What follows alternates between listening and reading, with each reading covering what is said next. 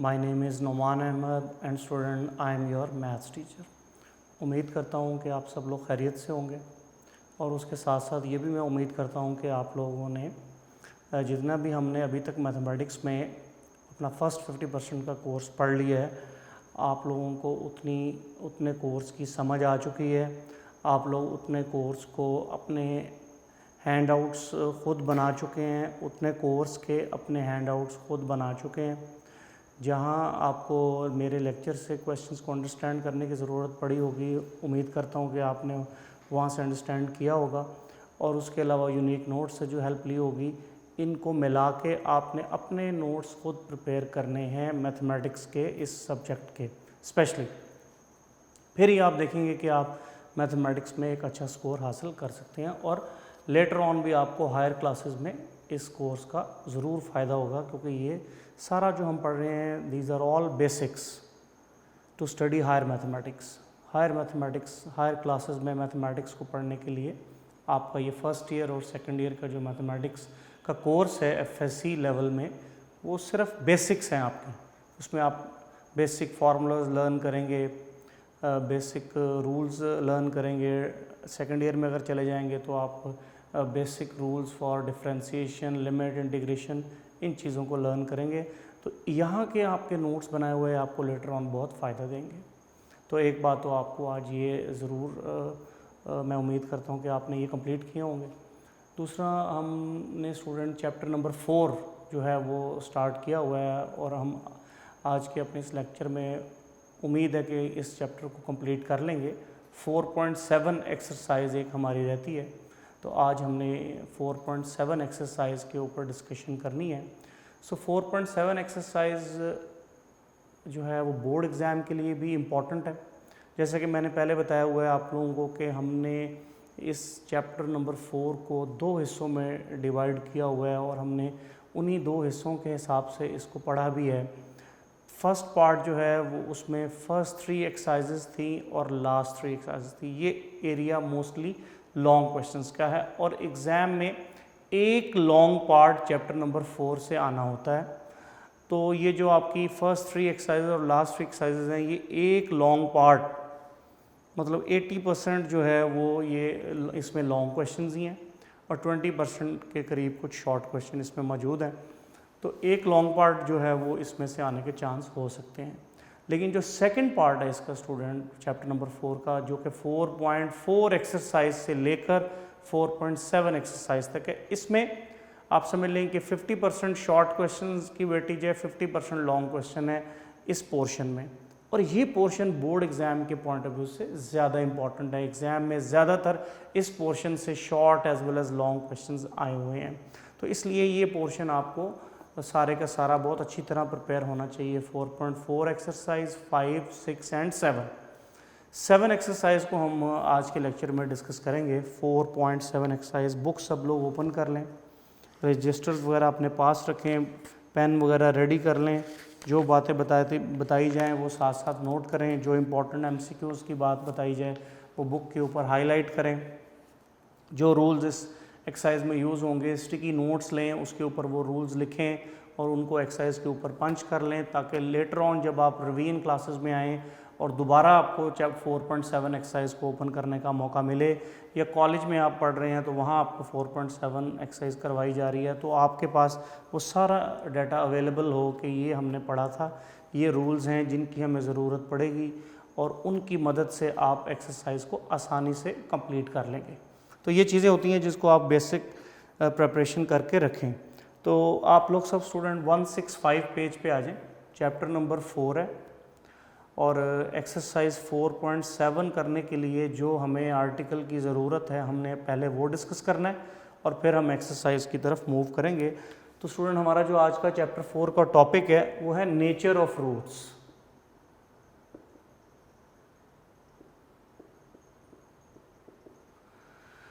Nature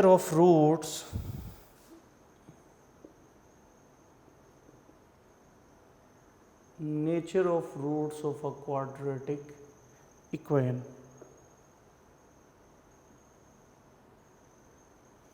So our topic name is nature of roots of a quadratic equation. Means इसका मतलब क्या है, quadratic equation को हम पहचान चुके हैं। 4 चैप्टर में हमने टोटली क्वाड्रेटिक इक्वेशन को डील किया है कि क्वाड्रेटिक इक्वेशन क्या होती है, इसको हम देख चुके हैं। क्वाड्रेटिक इक्वेशन जो है वो ax² + bx + c = 0 where a is not equal to 0। तो ये स्टूडेंट क्वाड्रेटिक इक्वेशन की स्टैंडर्ड फॉर्म है। इसको हम सॉल्व करते हैं by factorisation method, by completing square या क्वाड्रेटिक फार्मूला। जर्नल अगर आपको दे दी जाए तो हम क्वाड्रेटिक फार्मूला यूज़ करते हैं, that is -b + -b² - 4ac / 2a। ये फार्मूला जो है वो इस क्वाड्रेटिक इक्वेशन को सॉल्व करने में हेल्प करता है। और जब ये सॉल्व करता है तो हमें 2 सोल्यूशन मिलते हैं, उनको हम रूट्स कहते हैं। कितने सोल्यूशन मिलते हैं हमें? 2 सोल्यूशन मिलते हैं। रूट्स हमें 2 मिलते हैं, एक x की वैल्यू लेट्स सपोज कोई a और दूसरी x की वैल्यू लेट्स सपोज कोई b। 2 रूट्स, इनको हम क्या कह रहे हैं? रूट्स। रूट्स को मैंने आपको बताया था कि सोल्यूशन भी कहते हैं, रूट्स भी कहते हैं और ज़ीरोज़ ऑफ क्वाड्रेटिक इक्वेशन भी कहते हैं। तीनों में से कोई भी नाम यूज़ किया जा सकता है। Roots of quadratic equation, zeros of quadratic equation, solution of quadratic equation. तो लेट्स सपोज इस फॉर्मूला से सॉल्व करते हैं तो कोई a b कोई 2 आंसर आ जाते हैं, इनको हम रूट्स कह रहे हैं। इन रूट्स की नेचर से यहाँ क्या मुराद है, ये आपने यहाँ बात समझ लेनी है। क्वाड्रेटिक इक्वेशन कोई की समझ आ गई? क्वाड्रेटिक इक्वेशन को सॉल्व किया जाता है क्वाड्रेटिक फार्मूला से। क्वाड्रेटिक फार्मूला से जब आप सॉल्व करते हैं तो 2 आंसर आ जाते हैं हमारे पास, एक सपोज a आ गया, एक b आ गया। सपोज कर लिए हमने ये 2 आंसर, इनको roots of the quadratic equation कह रहे हैं। इन रूट्स की नेचर क्या है? नेचर का से मतलब यहाँ पे होगा कि रूट्स क्या रियल नंबर के सेट में से आए हैं, रूट्स क्या रैशनल नंबर आए हैं, रूट्स क्या इर्रेशनल नंबर आए हैं, रूट्स क्या इमेजिनरी नंबर आए हैं, कॉम्प्लेक्स नंबर आए हैं, रिपीटेड आए हैं या नॉन रिपीटेड रूट्स आए हैं। इन चीज़ों को जज करने को हम नेचर ऑफ द रूट्स कहते हैं। आप जानते हैं कि सेट्स हमने पढ़े हैं, natural number, real number, rational number, irrational number, complex numbers के सेट। तो हमने ये बताना है कि क्वाड्रेटिक इक्वेशन को सॉल्व करने से जो 2 आंसर आते हैं वो आंसर्स जो हैं वो किस सेट से बिलोंग करते हैं? रियल नंबर के सेट से बिलोंग करते हैं, नेचुरल नंबर के सेट से बिलोंग करते हैं, रैशनल नंबर हैं, इर्रेशनल नंबर हैं, कॉम्प्लेक्स नंबर्स के सेट से बिलोंग करते हैं, किस नेचर के हैं?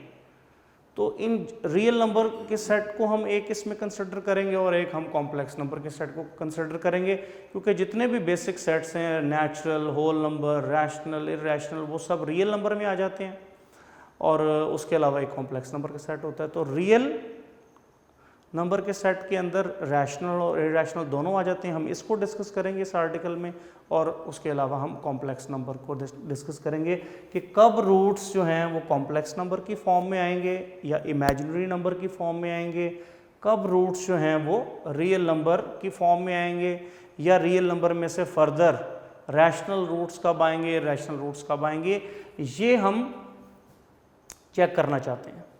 तो एक तरीका तो इसका स्टूडेंट ये है कि आप क्वाड्रेटिक इक्वेशन लेंगे, उस पर क्वाड्रेटिक फार्मूला अप्लाई करेंगे और सॉल्व करके रूट्स निकाल लेंगे और जब आंसर आ जाएंगे तो उनको देख लिया जाएगा कि ये आंसर आयोटा में आ रहे होंगे तो वो इमेजिनरी नंबर या कॉम्प्लेक्स नंबर हो जाएंगे, और अगर बगैर आयोटा के आए होंगे तो फिर वो रियल नंबर हो जाएंगे। रियल नंबर में वो या रैशनल टाइप के हो सकते हैं या इर्रेशनल टाइप के हो सकते हैं। तो ये तो एक तरीकाकार है।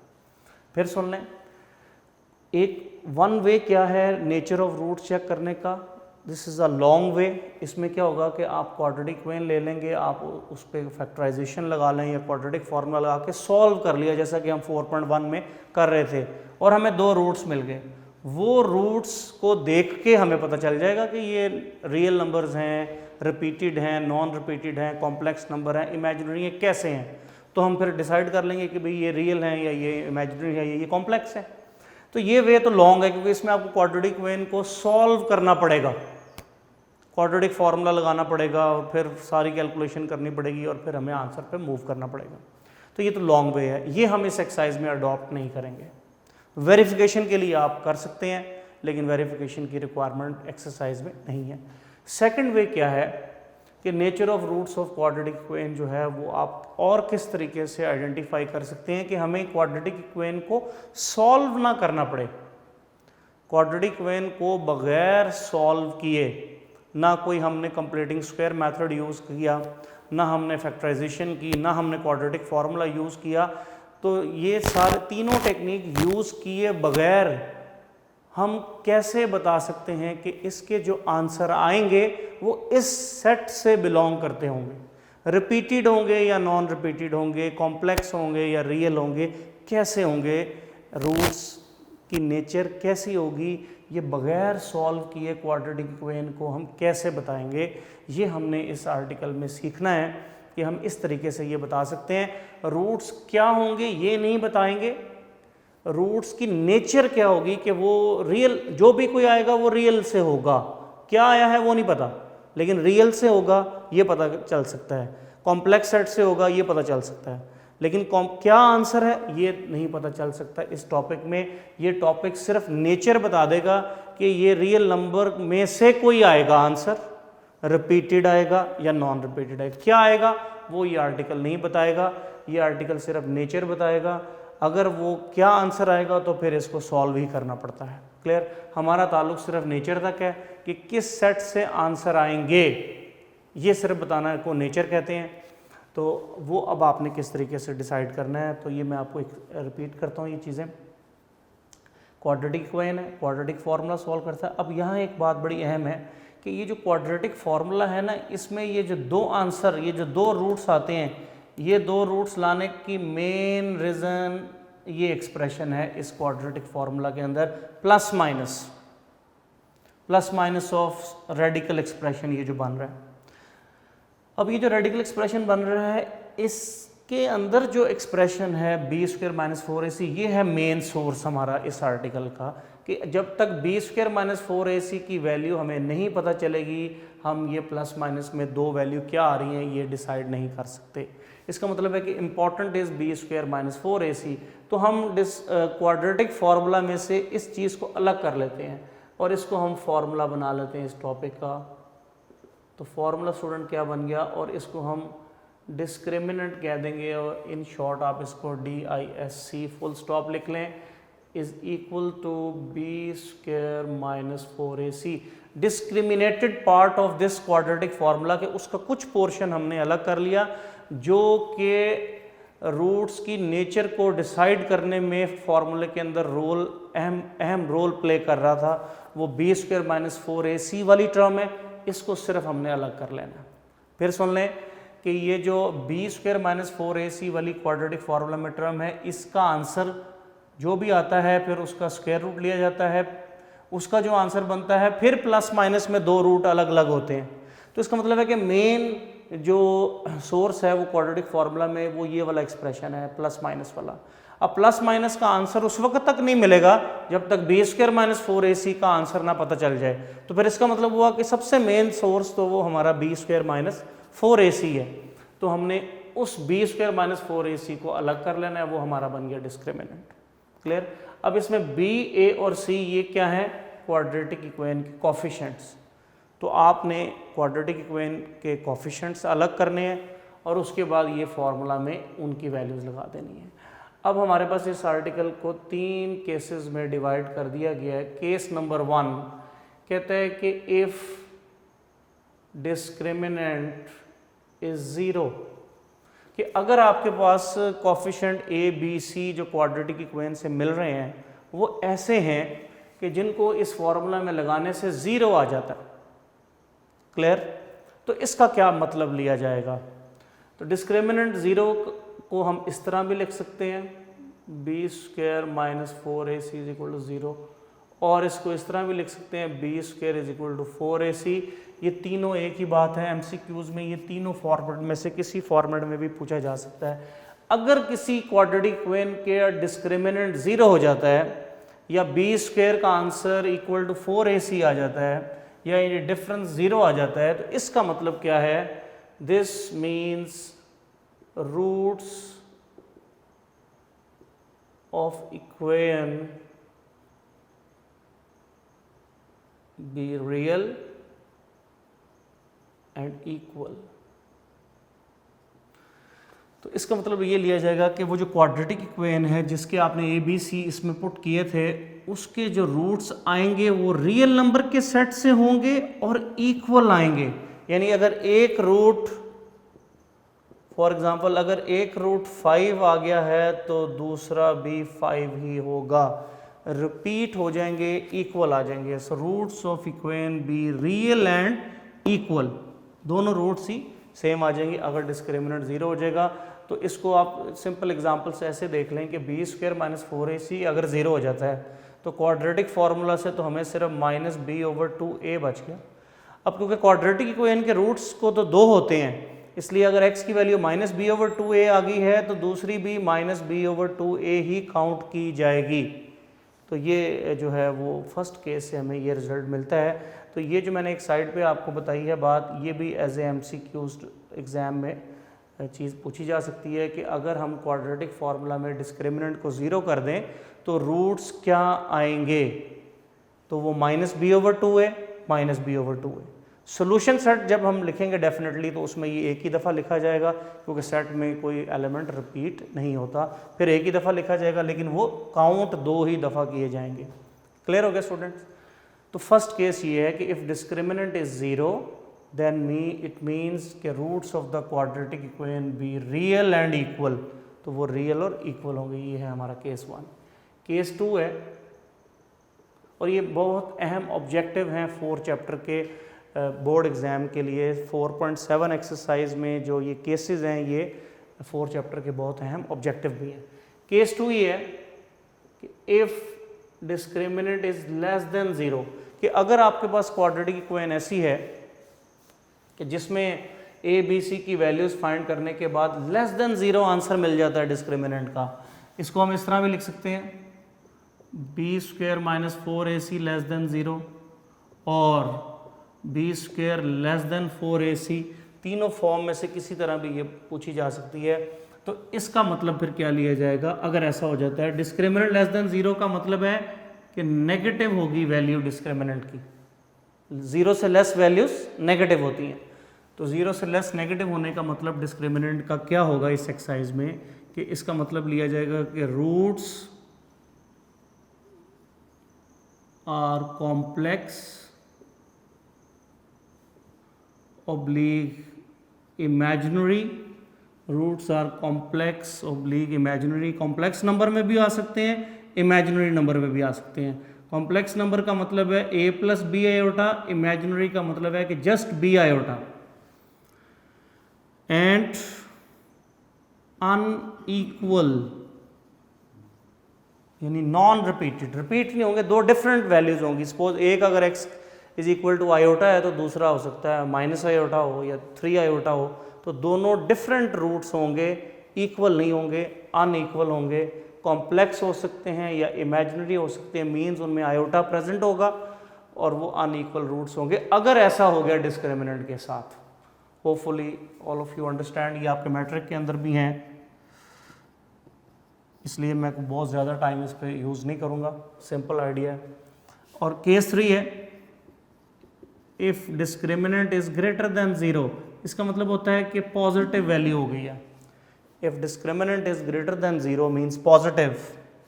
इसको ऐसे भी लिख सकते हैं b square minus 4ac greater than 0, और इसको B square greater than 4ac भी लिख सकते हैं। ये तीनों कंडीशंस का मतलब है कि डिस्क्रिमिनेंट पॉजिटिव हो गया है। तो इसका मतलब क्या होगा? इसका मतलब है कि roots are real and unequal, roots are real and unequal. अगर ये केस किसी क्वेश्चन में इन्वॉल्व हो जाता है कि रूट्स डिस्क्रिमिनेंट पॉजिटिव हो गया है, इसका मतलब रूट्स रियल एंड इक्वल है, तो इसमें फर्दर भी 2 पॉइंट्स हैं जो हमें डिस्कस करने पड़ेंगे। केस 3 का पहला पॉइंट फर्दर इसमें हमें क्या जाना होगा कि रियल सेट, आप जानते हैं कि real set consist of union of rational and irrational. तो हमें मज़ीद रूट्स को एलेबोरेट करना है कि वो रैशनल टाइप के हैं कि इरैशनल टाइप के हैं। तो वो ये कह रहा है कि if discriminant is perfect square. If discriminant is perfect square, then roots are rational and unequal. Unequal तो वो होंगे ही. If discriminant is perfect square, तो ये बहुत इंपॉर्टेंट बात है. केस 3 अगर किसी क्वेश्चन में बनता है कि डिस्क्रिमिनेंट पॉजिटिव आ जाता है तो डेफिनेटली उसके रूट्स रियल और अनइक्वल होंगे. रियल में फर्दर कैटेगरी बतानी पड़ेगी आपको कि वो रैशनल टाइप है या इरैशनल है. तो if discriminant is perfect square तो वो रैशनल होंगे. नंबर 2,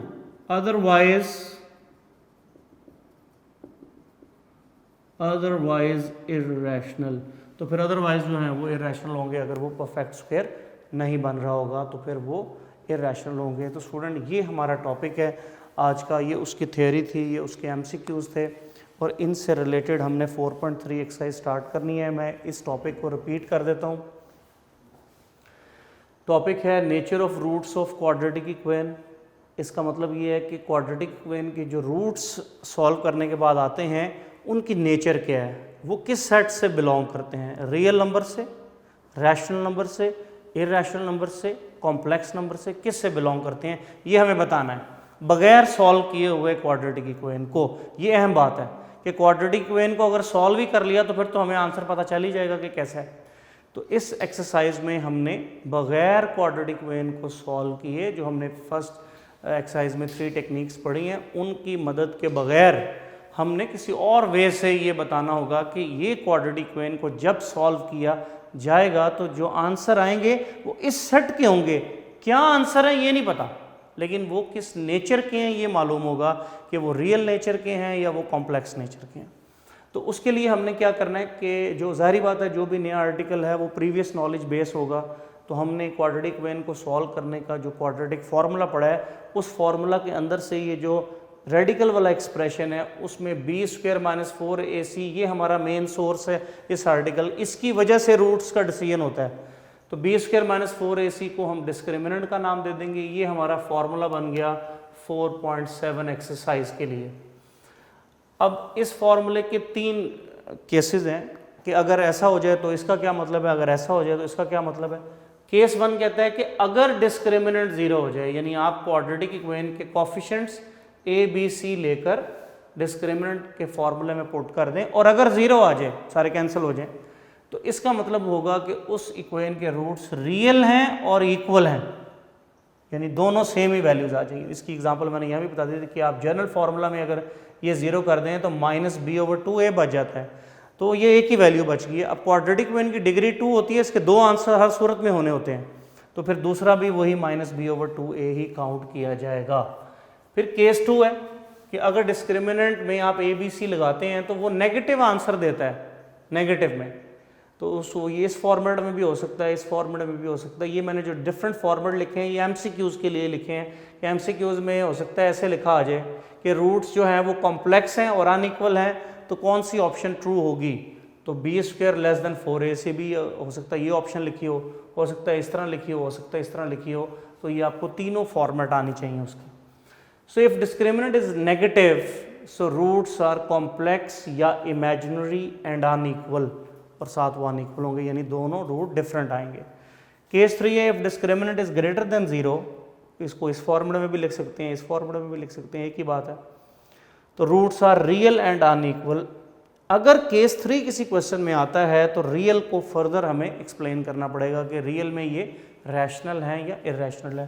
तो उसके लिए नंबर 1 पॉइंट है कि if discriminant is perfect square, अगर वो डिस्क्रिमिनेंट परफेक्ट स्क्वायर भी हुआ, परफेक्ट स्क्वायर का मतलब है कि 25 आ गया, 25 को आप 5 का स्क्वायर लिख सकते हैं, तो ये वैल्यू परफेक्ट स्क्वायर कहलाएगी. अगर इस तरह की कोई चीज़ आ गई है तो फिर तो रूट्स रैशनल और अनइक्वल होंगे, अदरवाइज इरैशनल एंड अनइक्वल. तो डेफिनेटली वो स्टार्ट में ही हमने कह दी ये बात. तो स्टूडेंट इन पॉइंट की बेस पे हमने एक्सरसाइज स्टार्ट करनी है. तो आप इस ये पेज 165 के ऊपर ये आर्टिकल बिल्कुल ऐसे ही लिखा हुआ है, आप उस पेज के ऊपर बिल्कुल ये 3 cases as it is copy कर लें, अंडरलाइन कर लें. तीनों केसेस इसी तरह लिखे हुए हैं. इनको कोई नोट करने की ज़रूरत नहीं है, बुक में बहुत ही क्लियर लिखे हुए हैं। तो 165 पेज के ऊपर ये आर्टिकल है और तीनों केसेस और डिस्क्रिमिनेंट का फॉर्मूला ये सारा एक्सप्लेन किया हुआ है। ये आपने वहाँ अंडरलाइन कर लें और इसको वेरी वेरी इंपॉर्टेंट MCQs भी लिख लें 165। तो इसकी बेस पे हम एक्सरसाइज स्टार्ट करते हैं। 4.7 एक्सरसाइज है, इसमें कुछ शॉर्ट क्वेश्चन है और कुछ लॉन्ग पार्ट भी हैं।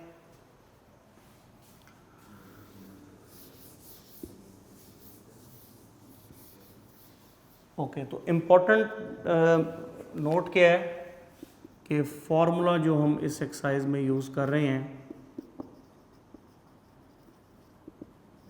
वो हमारा discriminant DISC full stop equal to B² - 4AC, ये फॉर्मूला हमारा 4.7 एक्सरसाइज में होगा। सो एक्सरसाइज स्टूडेंट 4.7 कंटिन्यू करेंगे हम। फर्स्ट 4 इसके इम्पॉर्टेंट शॉर्ट क्वेश्चन है और ऑनवर्ड जो है वो लॉन्ग क्वेश्चन है। तो पहले शॉर्ट क्वेश्चंस को डिस्कस कर लेते हैं। So question number 1, solution. Second part, x² - 5x + 6 = 0। Student ये एक इक्वेशन हमें गिवन है और क्वेश्चन की डिमांड है discuss the nature of the roots of this quadratic equation, कि इस क्वाड्रेटिक इक्वेशन के रूट्स की नेचर को डिस्कस करें। क्लियर? एक्सरसाइज 4.7 स्टूडेंट पेज 167 है, पेज 167। क्वेश्चन नंबर 1 है, 4 पार्ट है, मैं एक पार्ट कर देता हूँ, सिंपल है, ऑब्जेक्टिव लेवल का ये क्वेश्चन है। सेकेंड पार्ट में कर रहा हूँ, given that x² - 5x + 6 = 0 we have a quadratic equation. हमें क्या कहा जा रहा है? Discuss the nature of the roots of the following equations, कि इस इक्वेशन के रूट्स की नेचर को डिस्कस करें। तो हमने कहना है हमारा काम क्या होगा, सबसे पहले हम A, B, C अलग करेंगे। A is 1, B is -5 and C is 6। x² का कॉफिशिएंट A होता है, वो कुछ नहीं लिखा तो इसका मतलब वो 1 है। ये जो ब्रैकेट है ये सेकंड पार्ट के लिए। Clear student? x का कॉफिशिएंट -5 है और कांस्टेंट टर्म 6 है, वो हमने अलग कर लेने के बाद फिर आपने लिखना है we know that discriminant is equal to B² - 4AC। ये आप फॉर्मूला लिख देंगे। Apply values, -5² - 4AC, so this is 25 - 24, answer is 1। Discriminant का आंसर आ गया 1। 1 मीन कि ये पॉजिटिव है, ग्रेटर देन 0 है वैल्यू। Clear student? तो इसका मतलब है कि ये केस 3 से मैच हो गया। डिस्क्रिमिनेंट ग्रेटर देन 0 का मतलब roots are real and unequal. अब अगर केस 3 जिस क्वेश्चन में आएगा तो उसमें फर्दर 2 पॉइंट भी चेक किए जाएंगे कि इधर ये परफेक्ट स्क्वायर भी है या नहीं है। तो 1 को हम 1² लिख सकते हैं। Also discriminant can also be written as 1², ये 1 ही होता है। So this shows that roots are rational and unequal.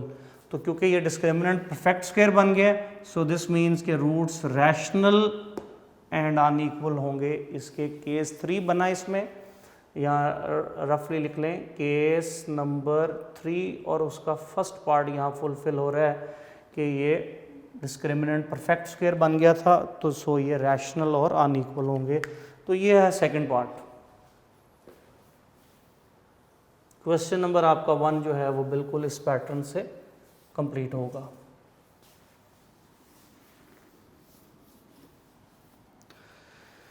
Clear student? चल एक थर्ड पार्ट भी देख लें, क्वेश्चन नंबर 1 पार्ट 3, ताकि आप थोड़ा अच्छी तरह और क्लियर हो जाए। Given that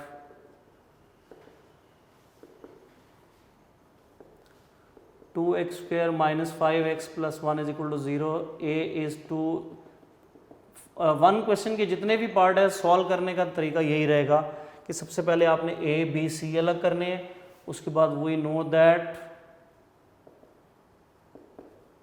discriminant b square minus 4ac, discriminant में वैल्यूज़ लगा दें, -5 whole square minus 4ac, 25 minus 8, 25 minus 8 अगर आप कर दें तो आपके पास 17 आ जाएगा। Discriminant is equal to 17।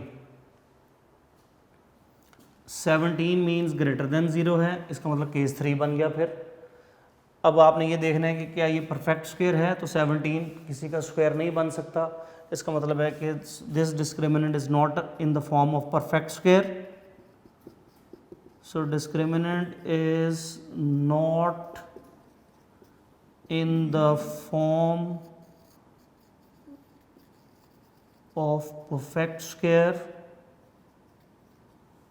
This means roots are irrational and unequal। तो यहाँ क्वेश्चन जो है वो स्टूडेंट आप लोगों का ये वाला कंप्लीट होगा। ये है तरीका स्टूडेंट क्वेश्चन नंबर 1 करने का, इसको एक दफ़ा देख लें। 4.7 एक्सरसाइज है स्टूडेंट। मैंने क्वेश्चन नंबर 1 का एक सेकंड पार्ट किया है, क्वेश्चन नंबर 1 का सेकंड पार्ट किया है। क्वाड्रेटिक इक्वेशन दी थी, आपने ए बी सी अलग करने हैं। ए बी सी अलग करने के बाद आपने वी नो दैट में डिस्क्रिमिनेंट का फॉर्मूला लिखना है। उसके बाद वो ए बी सी की वैल्यूज़ अप्लाई करने के बाद आपने आंसर्स को चेक करना है कि क्या वो पॉजिटिव आया, क्या वो नेगेटिव है, क्या वो ज़ीरो आ गया। इफ़ आंसर इज़ पॉजिटिव तो इसका मतलब है केस 3। केस 3 ये कहता है कि आप इसमें फर्दर डिस्क्राइब करें कि ये रैशनल है या इरैशनल। तो उसके लिए परफेक्ट स्क्वायर देखना होगा। तो 1 आंसर आया था वो पॉजिटिव था, 1 को हम 1 स्क्वायर लिख सकते हैं, वो 1 नहीं होता है, ऐसा लिखने से उसको कोई फ़र्क नहीं पड़ेगा।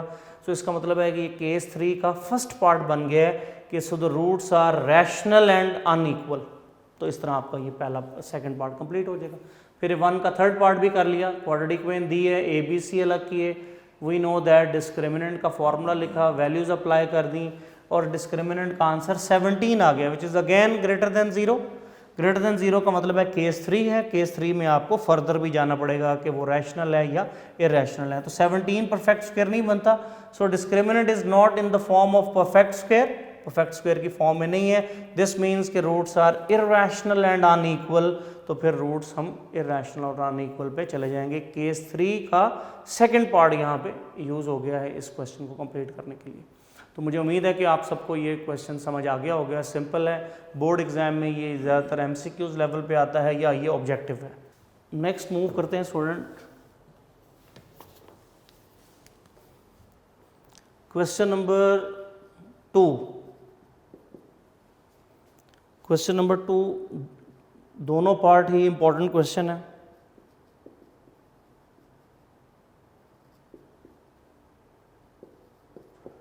X square minus 2 m plus 1 over m x plus 3 is equal to 0। ये क्वाड्रेटिक इक्वेशन है, स्टैंडर्ड फॉर्म में। क्वेश्चन ये है, show that the roots of the following equation will be real. वगैरह कि ये प्रूव करें कि इस इक्वेशन के जो रूट्स हैं वो रियल हैं। अब हाँ, आपके जहन में फ़ौरन आ जाना चाहिए कि रियल रूट्स के 2 केसेस हैं, एक केस नंबर 1 और एक केस नंबर 3। केस 1 अगर ट्रू होगा तो डिस्क्रिमिनेंट को 0 होना चाहिए, और अगर केस डिस्क्रिमिनेंट 0 नहीं हो रहा तो फिर डेफिनेटली केस 3 है। केस 3 के अंदर भी रियल रूट्स होते हैं, लेकिन वो रैशनल और इरैशनल में जाना पड़ता है। इसका मतलब है कि क्वेश्चन नंबर 2 के अंदर हमारा केस 2 से कोई लिंक नहीं है, क्योंकि उसमें तो इमेजिनरी आता है। वो कह रहा है कि ये शो करेंगे इस इक्वेशन के जो रूट्स हैं वो रियल नेचर के आएंगे। तो हमारा सबसे पहला काम होता है कि क्वाड्रेटिक इक्वेशन स्टैंडर्ड फॉर्म में होनी चाहिए, वो है तो ए बी सी अलग कर लें। A is 1, b is -2 into m plus 1 over m and c is 3। तो ये स्टूडेंट हमारी ए बी सी सेपरेट हो गए। We know that discriminant is b square minus 4ac, b is -2m plus 1 over m whole square -4ac, -2 का square 4 हो जाएगा, m + 1/m whole square -4 × 3, 4 को common ले लें, m + 1/m whole square -3 bracket use कर लें।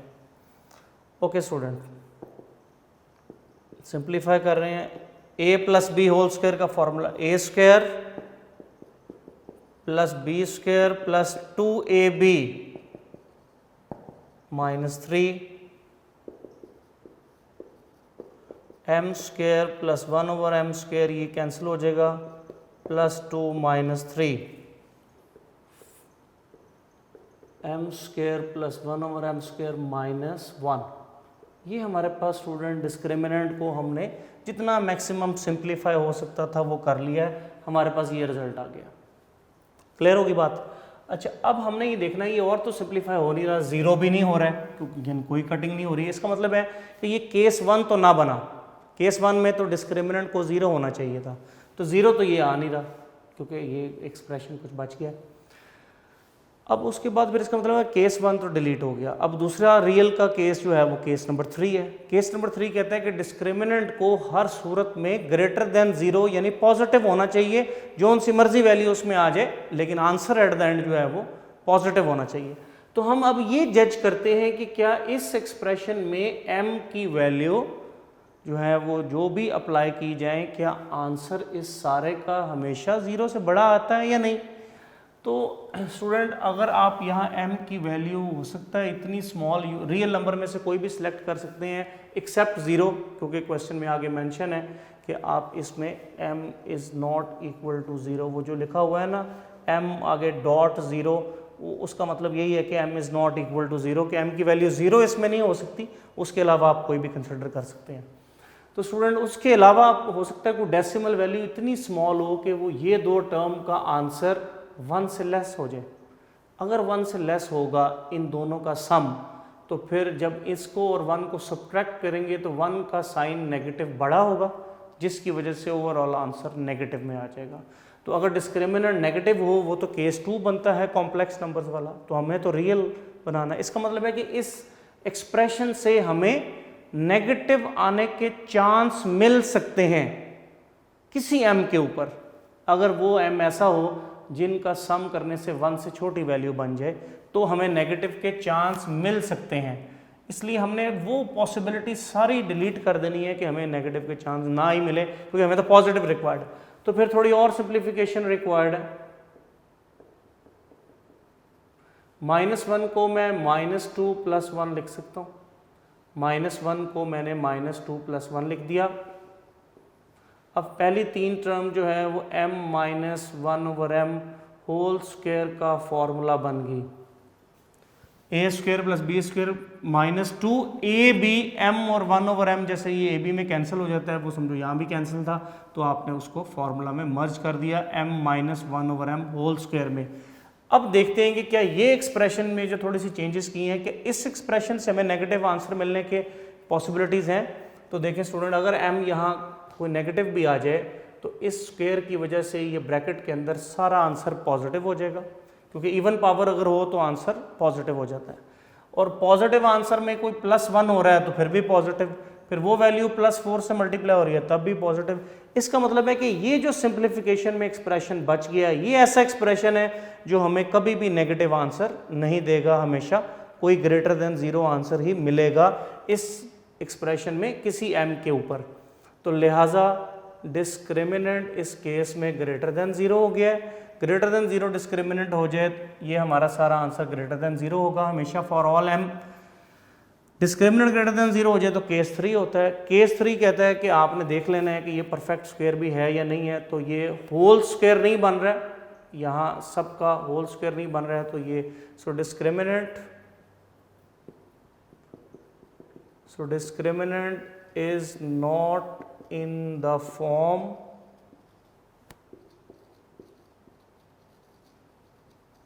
of perfect square, hence